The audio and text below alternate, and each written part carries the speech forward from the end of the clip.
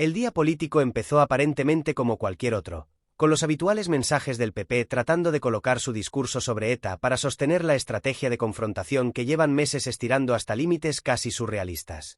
Pero lo que nadie esperaba era que Pedro Sánchez, que suele medir cada una de sus intervenciones con la frialdad estratégica de quien entiende perfectamente cómo funciona el relato público, diese un giro tan contundente que dejara a la derecha completamente descolocada. Fue un golpe seco, sin rodeos, sin gritos, sin aspavientos, pero tan devastador que todavía hoy resuena en los pasillos del Congreso y ha generado una ola de análisis, tensiones internas y caras largas en Génova.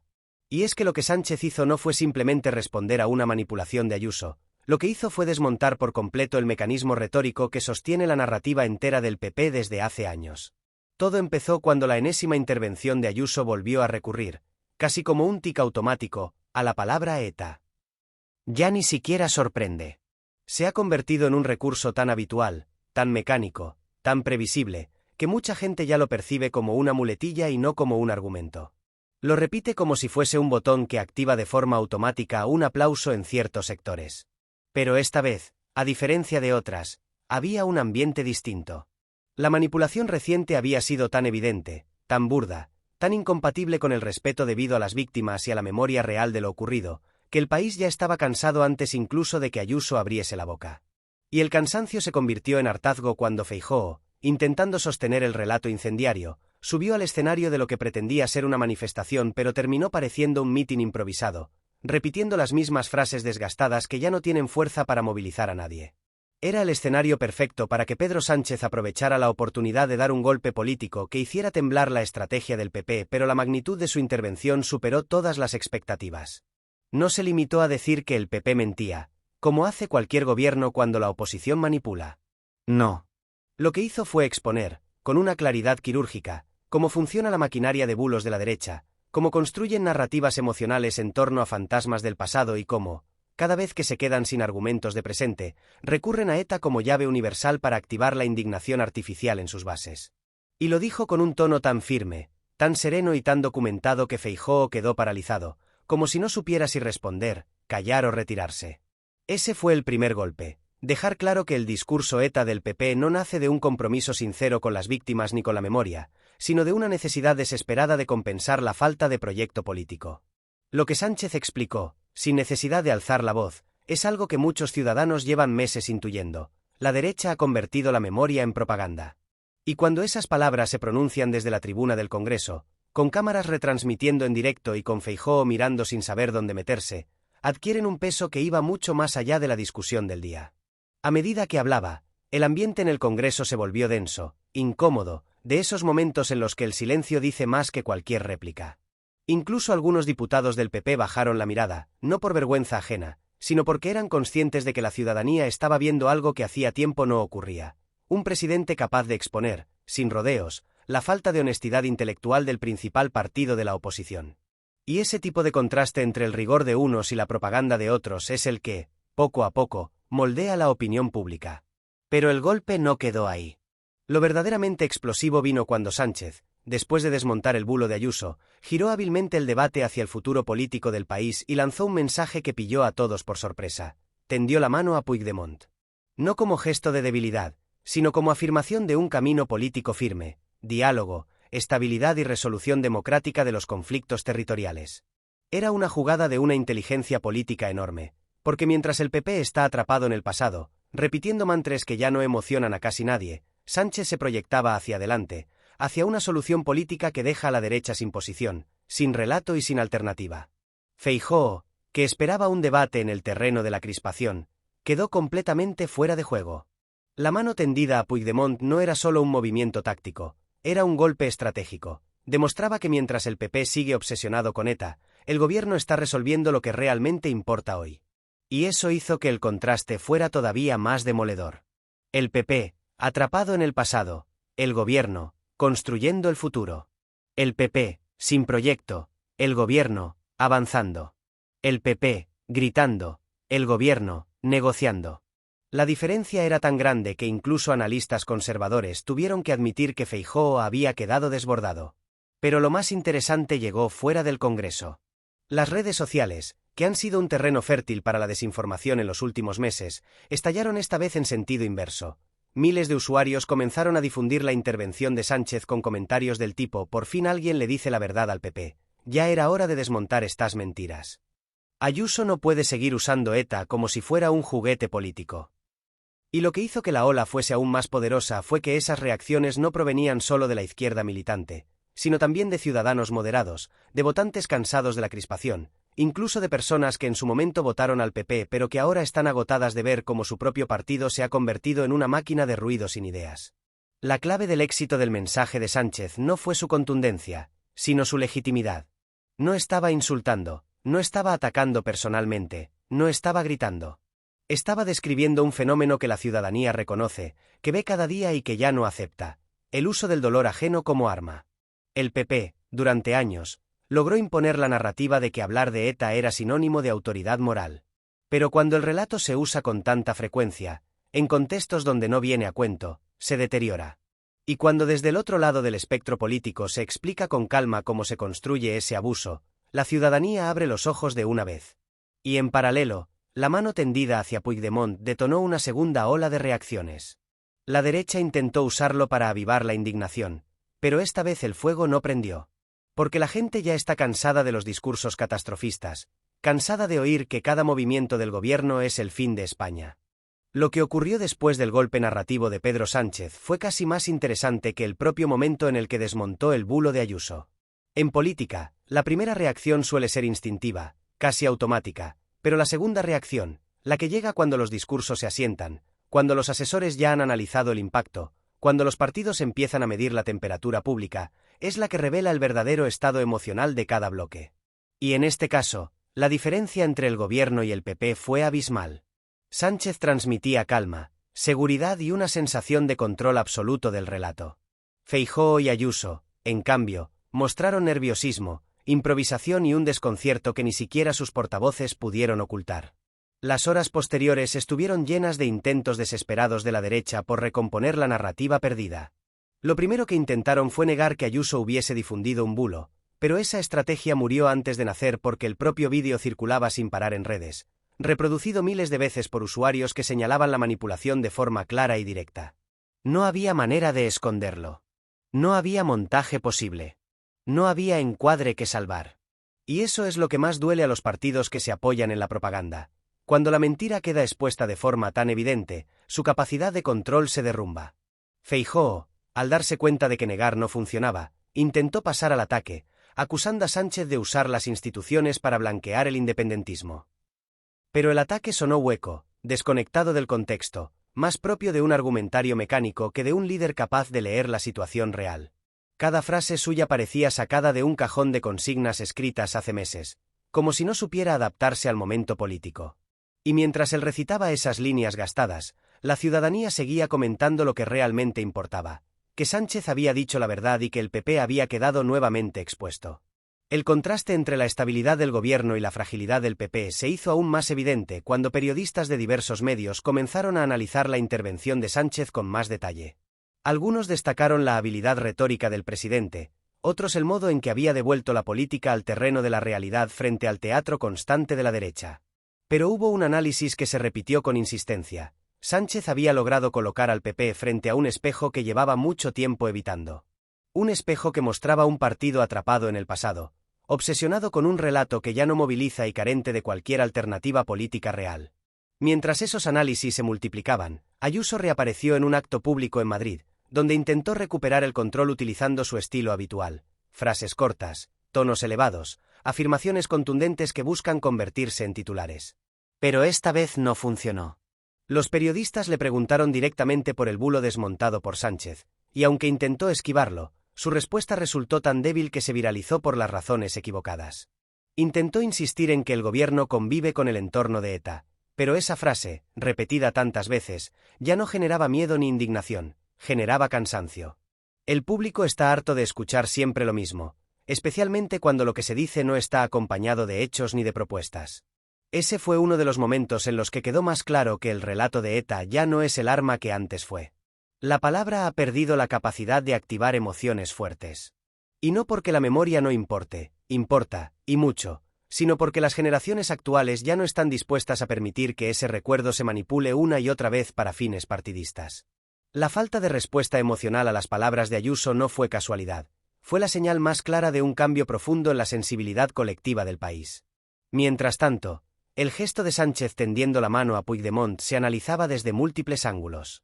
Había sorpresa, sí, pero también curiosidad y una creciente percepción de que el gobierno estaba avanzando hacia un escenario de resolución política que, aunque complejo, habría posibilidades reales de estabilidad. Y ahí es donde el PP volvió a estrellarse contra otro muro, su incapacidad para ofrecer una alternativa que no sea el enfrentamiento permanente. Para una parte significativa de la ciudadanía, incluso para quienes no simpatizan necesariamente con el independentismo, la idea de cerrar una etapa de conflicto resulta atractiva. Y el PP, en cambio, parece empeñado en mantenerla abierta eternamente. Algunos analistas lo dijeron con claridad: Sánchez estaba jugando en el tablero político del siglo XXI, mientras Feijóo seguía jugando en el del 2004. Esa desincronización en la forma de entender el país se volvió especialmente evidente en los discursos del PP posteriores a la intervención del presidente. A cada frase que pronunciaban, parecía que hablaban desde otro tiempo, desde otra España, desde un relato emocional que ya no existe salvo en los sectores más radicalizados. Y cuando un partido se desconecta de la evolución emocional de su sociedad, pierde la capacidad de liderar. Las redes sociales amplificaron aún más esta percepción. La parte de la ciudadanía que suele intervenir en el debate político comenzó a señalar la contradicción evidente entre un gobierno que mira hacia el futuro y una oposición que sigue anclada en los fantasmas del pasado. Memes, hilos, vídeos y análisis caseros inundaron Twitter, TikTok e Instagram, donde el tono general era de burla hacia Feijóo y de reconocimiento hacia la intervención de Sánchez. El presidente no solo había ganado el debate institucional, había ganado el debate social. Y eso es lo que realmente preocupa a cualquier partido: perder la calle emocional, no solo la parlamentaria. La incomodidad en el PP se volvió evidente en cuanto algunos de sus dirigentes territoriales empezaron a filtrar su preocupación a periodistas. Algunos admitían que la estrategia de recurrir constantemente a ETA estaba agotada. Otros decían que el partido se estaba quedando sin relato más allá del no a todo. Otros incluso sugerían, en voz baja, que Feijóo estaba perdiendo autoridad dentro del partido porque no había sabido defenderse ni contrarrestar el golpe de Sánchez. La fractura interna, antes silenciosa, comenzaba a sonar demasiado fuerte. Pero lo más revelador de todo fue ver cómo algunos votantes conservadores expresaban su frustración en redes y en foros públicos. No hablaban desde la izquierda ni con hostilidad ideológica, hablaban desde la decepción. Decían que querían un PP fuerte, pero no uno atrapado en la repetición eterna de ETA. Decían que querían una alternativa moderna, no un eco del pasado. Decían que Feijóo había demostrado no estar a la altura del debate político actual. Y cuando un votante fiel empieza a decir eso, es que el liderazgo está en crisis. Mientras tanto, el gobierno seguía marcando el paso con una habilidad estratégica que contrastaba cada vez más con la torpeza del PP. Los ministros salieron a reforzar la idea de diálogo, de estabilidad, de responsabilidad institucional. No atacaron personalmente a la derecha, lo cual solo aumentó el contraste. Mientras unos gritaban, otros explicaban. Y ese contraste, en política, es oro puro. Es la diferencia entre parecer desesperado y parecer confiado. La crisis para Feijóo se agravó aún más cuando algunos medios internacionales comenzaron a mencionar el episodio. Para la prensa europea, acostumbrada a ver debates políticos de altura, resultaba incomprensible que un partido democrático de un país avanzado siguiera utilizando un relato basado en un grupo terrorista desaparecido hace más de una década. Señalaban que España había avanzado socialmente, pero que una parte de su derecha seguía comportándose como si el tiempo se hubiese detenido. Y esas observaciones, cuando vienen de fuera, duelen más todavía porque muestran que la estrategia del PP no solo es vieja para España, es vieja para el mundo. La parte 2 termina aquí. Con un PP que pierde control de la narrativa. Con Feijóo debilitado por su falta de reflejos. Con Ayuso atrapada en un discurso que ya no conecta. Con una ciudadanía que ya no tolera bulos. Y con un gobierno que avanza hacia el diálogo mientras la oposición retrocede hacia su propio pasado. Si algo quedó claro en las horas siguientes al choque dialéctico entre Pedro Sánchez y Feijóo, es que el país estaba viviendo un momento político decisivo. Era como si, de repente, la ciudadanía hubiese despertado de un largo letargo en el que la derecha había repetido, casi hipnóticamente, su maquinaria de bulos, consignas, medias verdades y referencias traumáticas al pasado. La intervención del presidente no solo desmontó un bulo, rompió un patrón, interrumpió un automatismo, expuso el mecanismo entero. Y cuando un mecanismo queda expuesto, deja de funcionar. Ese fue el verdadero golpe. No el desmentido puntual, sino la fractura del método. Lo que empezaron a detectar los analistas más atentos era que la estrategia de la derecha, basada en saturar la agenda pública con referencias constantes a ETA, había tocado techo. No solo porque estaba desgastada, sino porque estaba desconectada del presente emocional del país. La gente ya no vive con ese miedo, no se identifica con esa narrativa, no siente que esté en juego lo que el PP dice que está en juego. El terror no puede sostener una identidad política cuando ya no existe. Y eso es precisamente lo que Sánchez logró verbalizar de forma implícita, que la derecha no habla de ETA por la memoria, sino por necesidad. Pero lo que realmente impulsó la deriva narrativa fue que el gesto hacia Puigdemont, lejos de provocar el incendio emocional que el PP esperaba, generó una reacción completamente distinta: curiosidad, reflexión y, en algunos sectores, incluso alivio. Porque el país lleva años atrapado en la confrontación territorial, en un bucle que no beneficia a nadie y que desgasta a todos. Ver a un presidente que, en lugar de avivar el conflicto, plantea vías de diálogo supone una ruptura con la lógica de enfrentamiento perpetuo. Muchos ciudadanos, incluso aquellos que no simpatizan con el independentismo, lo percibieron como un signo de madurez política, un gesto de estadista.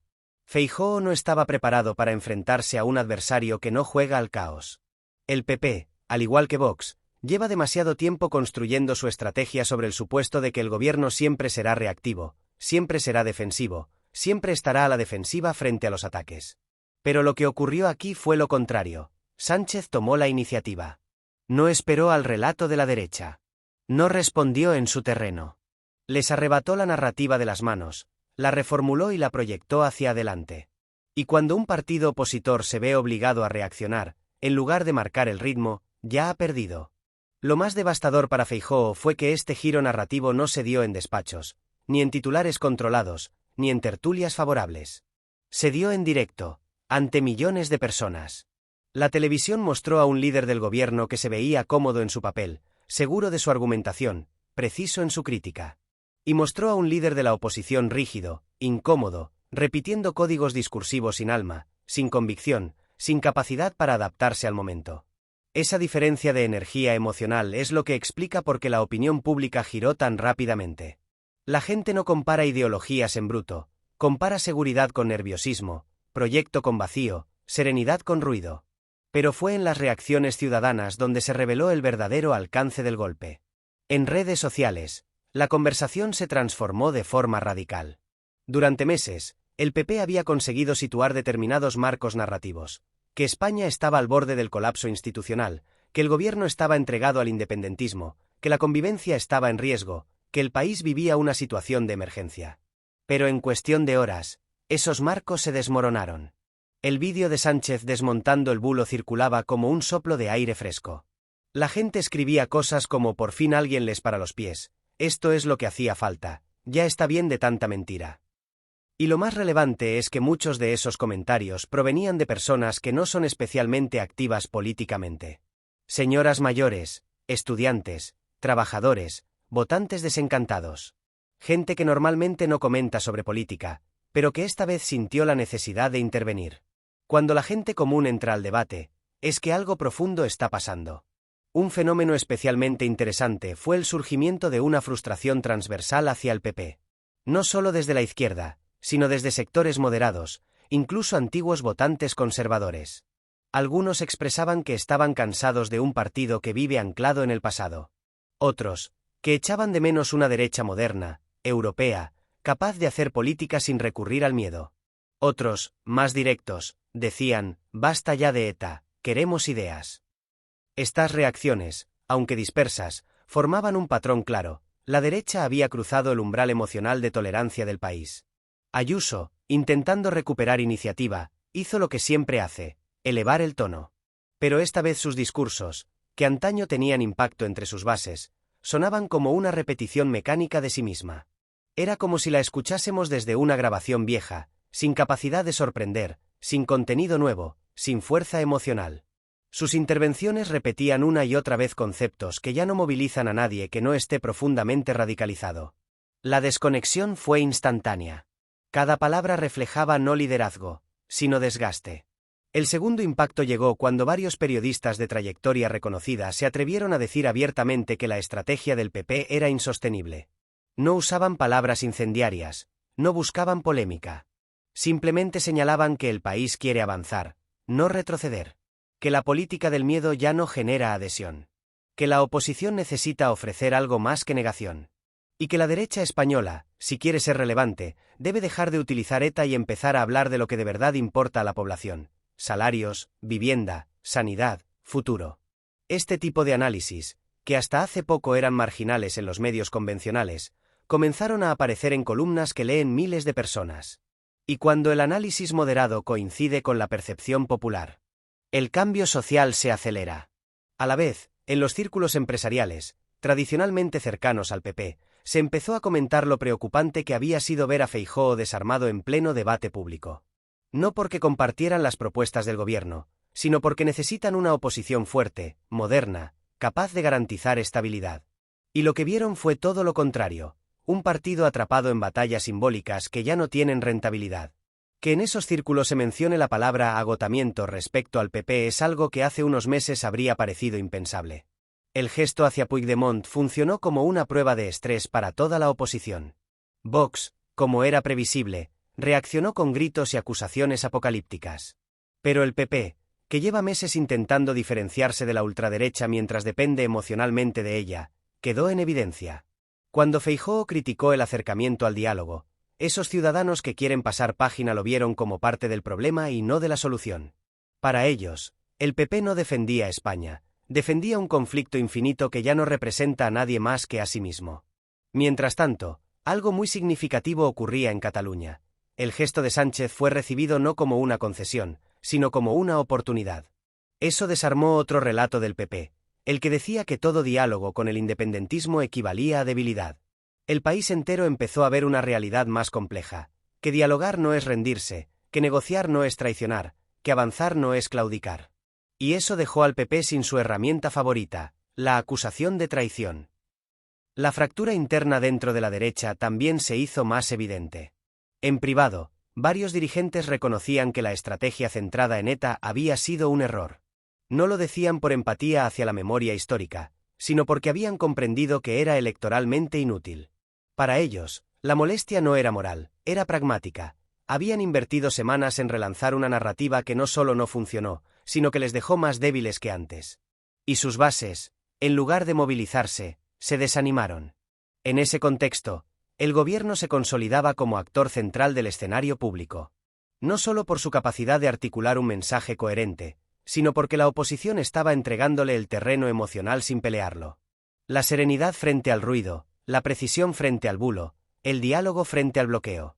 Esos contrastes, repetidos una y otra vez, generan percepción de liderazgo. Y la percepción de liderazgo siempre pesa más que cualquier discurso puntual. Lo más interesante del cambio producido es que no se trató de un giro ideológico, sino emocional. La gente no adoptó de repente las ideas del gobierno, lo que adoptó fue el rechazo a la manipulación. Y ese rechazo es muchísimo más poderoso que cualquier consenso intelectual. La gente puede cambiar de opinión, puede cambiar de voto, puede cambiar de partido. Pero cuando siente que la están manipulando, eso genera una reacción visceral que dura mucho tiempo. La derecha española cometió un error estratégico monumental. Creyó que la sociedad era la misma de hace 20 años. Que se podía agitar el miedo a voluntad. Que repetir ETA sería siempre suficiente para cerrar filas. Que el país no había cambiado. Pero el país sí ha cambiado. Ha cambiado en sensibilidad, en madurez democrática, en expectativas de convivencia, en capacidad crítica. Y el golpe de Sánchez abrió definitivamente esa brecha. La resaca política de aquel día fue una de las más intensas que se recuerdan en los últimos años, no porque hubiese habido un estallido abrupto, sino porque se produjo un cambio silencioso, profundo y estructural en la percepción pública.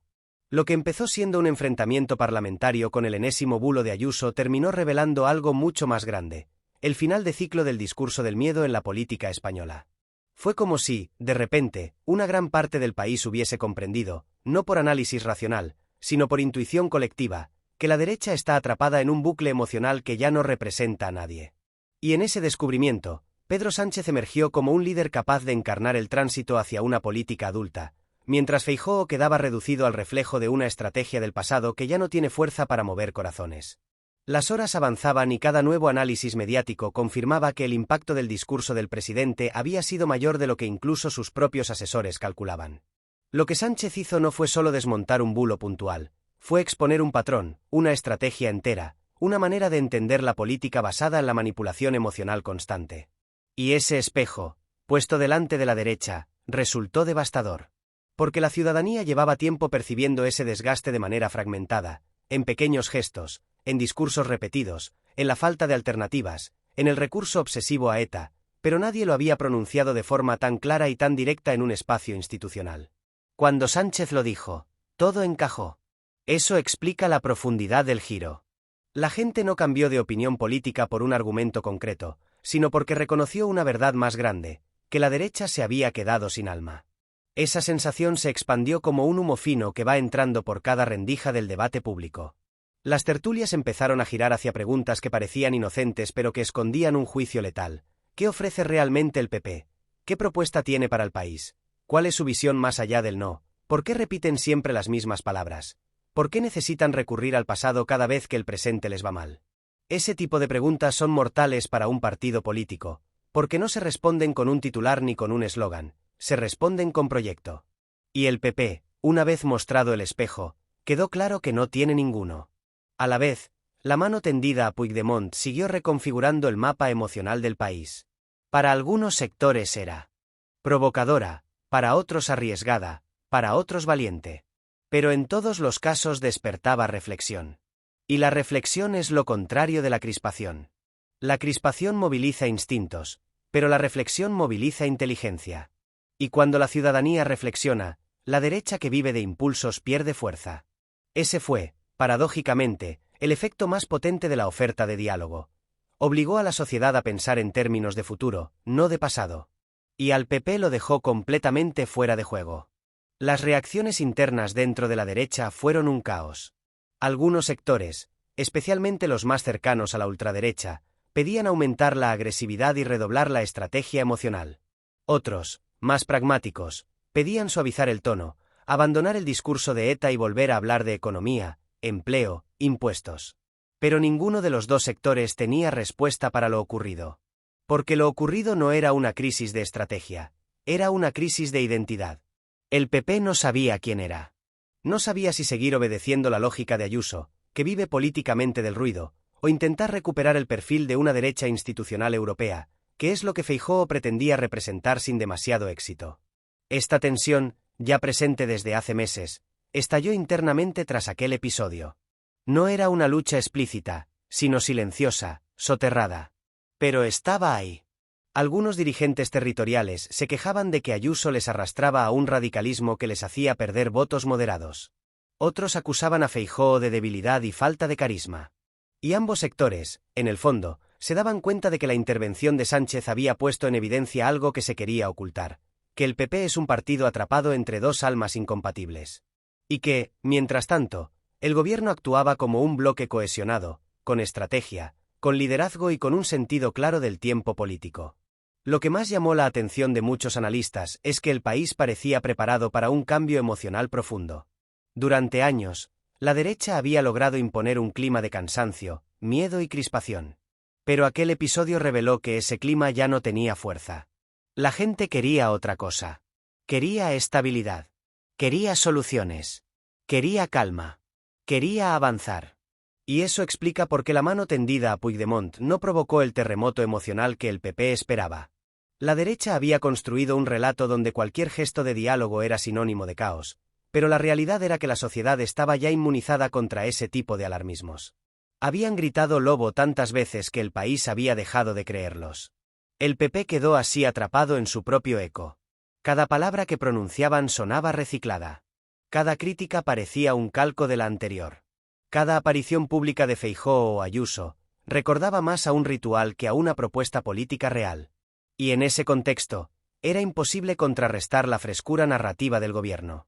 Porque la frescura no consiste en ser novedoso, sino en ser honesto. Y la intervención de Sánchez, por primera vez en mucho tiempo, sonó honesta. No por la intención, eso jamás se puede saber desde fuera, sino por la conexión emocional que generó.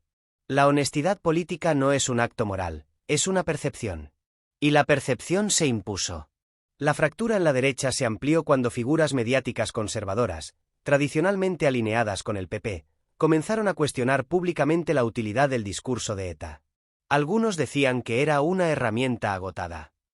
Otros, que España ya está en otra fase. Otros, más duros, aseguraban que insistir en ese relato era una señal de falta de ideas. Estos comentarios, que hace unos años habrían sido impensables, se volvieron cada vez más frecuentes. Y eso creó un efecto corrosivo dentro del partido. Si ni siquiera tus aliados mediáticos creen ya en tu estrategia, es que la estrategia ha muerto. El desgaste emocional de Feijóo se hizo evidente en cada una de sus intervenciones posteriores. Los gestos, la voz, el ritmo, la mirada, todo en él transmitía un líder encerrado, sin margen de maniobra, atrapado entre la presión de su partido y la evidencia pública de su debilidad. Muchos votantes comenzaron a percibirlo así, no como un líder incapaz, sino como un líder superado por el momento histórico. Y cuando un líder transmite esa sensación, pierde autoridad. Y cuando pierde autoridad, pierde votantes. Y cuando pierde votantes, el partido entra en pánico. Y eso fue exactamente lo que ocurrió. Mientras tanto, Ayuso intentó capitalizar el malestar interno colocándose como la alternativa fuerte dentro del PP, pero esta vez tampoco funcionó. Porque su discurso, antes eficaz entre ciertos sectores, empezaba a desgastarse incluso entre su propia base. Algunas encuestas internas filtradas revelaban algo inquietante para la derecha. La imagen de Ayuso estaba empezando a erosionarse, no por ataques externos, sino por saturación. Había hablado demasiado, había gritado demasiado, había repetido demasiado. Y cuando alguien se repite tanto, deja de generar impacto. Las voces críticas dentro del PP comenzaron entonces a plantear algo que hace apenas unos meses habría sido tabú, que la derecha necesitaba reconstruirse desde cero. Que debía abandonar la estrategia emocional que llevaba años utilizando. Que debía dejar atrás la obsesión con el pasado. Que debía volver a hablar de futuro. Pero nadie sabía cómo hacerlo. Porque el partido que habían construido dependía emocionalmente del miedo. Y cuando se apaga el miedo, se apaga su motor político. El gobierno, por su parte, siguió avanzando con su estrategia de estabilidad y diálogo. No se regodearon del error del PP. No atacaron de más. No provocaron. Se limitaron a dejar que la propia derecha se consumiera en su contradicción. Esa fue la jugada más inteligente, no intervenir en el derrumbe emocional del adversario. Solo observar. Porque cuando un partido pierde el control de su propio relato, cualquier ataque externo puede servirle para rearmarse. Pero si se le deja solo, la erosión continúa. El episodio se convirtió así en un punto de inflexión político, no porque cambiara inmediatamente la correlación de fuerzas, sino porque cambió el marco emocional en el que se mueven la izquierda y la derecha. El PP dejó de ser un partido que marca agenda para convertirse en un partido que reacciona. Y el gobierno dejó de ser un gobierno a la defensiva para convertirse en un ejecutivo que proyecta dirección, propósito y serenidad. La reflexión final que circulaba entre analistas, periodistas, académicos y votantes era siempre la misma. Lo que ha hecho Sánchez no es solo desmontar un bulo, es poner fin a una etapa política basada en la manipulación emocional de la derecha. Y si la derecha no se reinventa, corre el riesgo de quedar encerrada en un relato sin fuerza, sin credibilidad y sin capacidad de futuro.